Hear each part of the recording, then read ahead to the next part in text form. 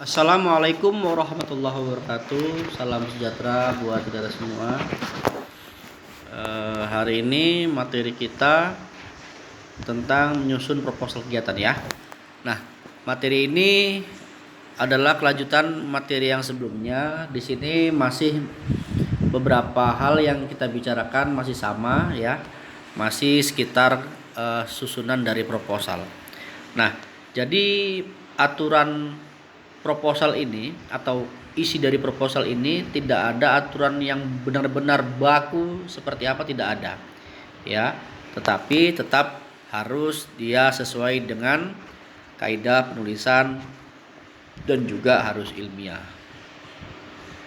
Nah, kita belajar dari awal lagi ya. Proposal itu merupakan berasal dari kata propose ya, yang berarti mengusulkan, dan proposal berarti usulan ya, atau sesuatu yang diusulkan.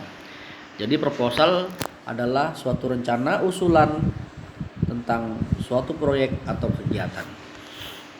Kemudian jenis proposal itu ada dua sebenarnya ya. Ada proposal kegiatan dan juga proposal untuk karya ilmiah atau penelitian.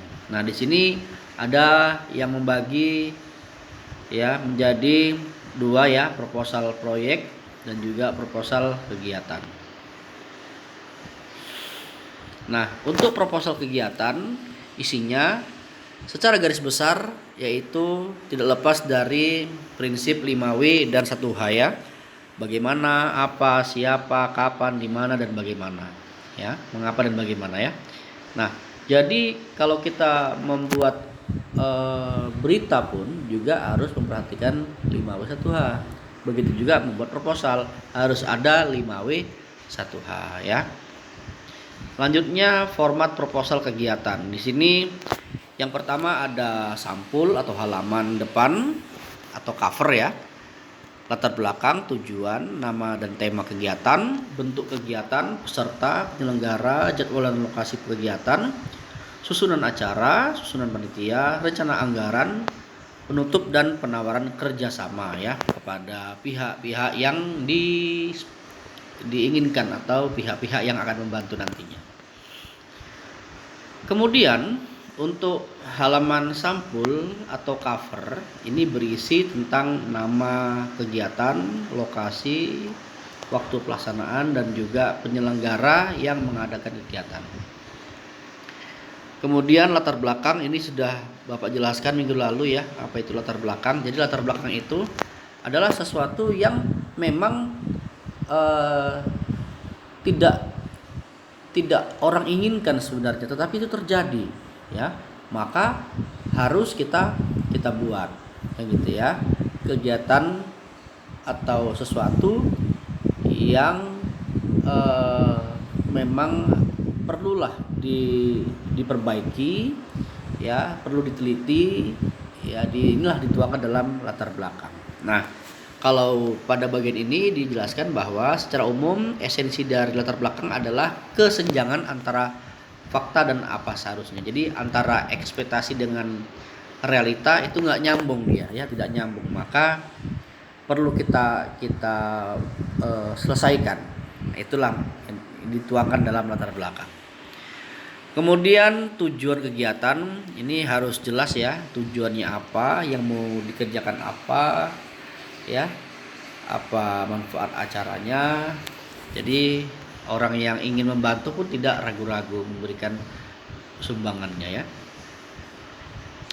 Nah, sasaran atau peserta juga harus jelas kayak gitu ya, berisi tentang siapa yang menjadi sasaran dari kegiatan ini. Apakah siswa, apakah masyarakat, warga, apakah guru-guru ya, apakah pegawai, ini harus jelas. Kemudian penyelenggara, jadi yang melaksanakan acara ini, yang bertanggung jawab terhadap acara ini harus jelas siapa pemimpinnya, siapa pelindungnya, siapa ketua, bendahara, wakil, sekretaris, seksi-seksi dan lain-lain ya. Jadi tidak ada yang ditutup-tutupi nih ya, semuanya harus transparan. Nah, jadi kalau kita melihat ke belakang, banyak sekali orang-orang membuat acara fiktif dari proposal. Tujuannya apa? Untuk mencari uang. Acaranya ada, tidak ada. Panitianya nggak jelas siapa kepanitiaannya. Yang penting mereka buat proposal. Sementara kegiatannya tidak ada. Nah, ini tidak boleh, melanggar hukum ini ya. Penipuan namanya. Nah, jadwal dan lokasi kegiatan juga harus jelas.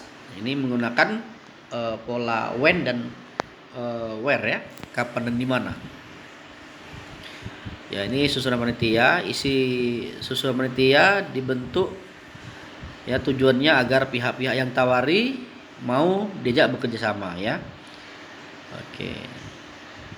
Kalau susunan yang umum itu penanggung jawab, panitia pengarah, panitia pelaksana, bendahara, staris dan praseksi ya. Oke. Nah, ini dia rencana anggaran. Rencana anggaran ini harus masuk akal. Nanti di lain kesempatan kita akan mencoba untuk membedah bagaimana rencana anggaran ini. Jadi harus masuk akal supaya orang yang ingin membantu itu tidak ragu-ragu. Jangan-jangan ini penipuan kan gitu ya. Jadi harus masuk akal, kegiatannya itu apa, butuhnya itu apa, kalau butuh uang berapa uang yang dibutuhkan acara tersebut, itu harus masuk akal. Nah, kemudian penutup ya. Nah, jadi seperti halnya karya ilmiah, proposal juga pakai penutup, ada pendahuluan latar belakang, maka juga harus ada penutup. Isi penutup adalah pernyataan harapan dan dukungan kepada semua pihak yang tertarik untuk terlibat dalam acara yang dibuat oleh panitia ya. Nah, kemudian ditandatangani oleh ketua pelaksana atau ketua panitia yang mengetahui pertanggungjawaban kegiatan ya. Nah, ini yang terakhir, penawaran kerjasama sponsorship ya, berisi tentang bentuk-bentuk penawaran kerjasama dengan pihak yang akan membantu ya. Oke, ini bisa kamu baca nanti. Oke, ada format perjanjiannya. Biasanya ada kategori sponsor utama tunggal, sponsor pendukung, dan sponsor partisipasi ya. Nah, pihak yang diajak kerjasama tidak selalu memberi uang ya. Bisa dalam bentuk barang, misalnya dalam bentuk spanduk, dalam bentuk minuman kalau acara itu acara di apa ya, misalnya acaranya di outdoor misalnya ya, mereka mau membantu tenda misalnya. Kalau makanan minuman boleh ya, seperti itu. Jadi tidak harus uang bantuannya, atau dalam bentuk tempat mengizinkan aula misalnya, ini bisa juga. Oke. Nah, baik, itu saja, singkat saja supaya tidak bosan ya, karena ini maraton ini materi tentang proposal. Baik. Terima kasih. Assalamualaikum warahmatullahi wabarakatuh.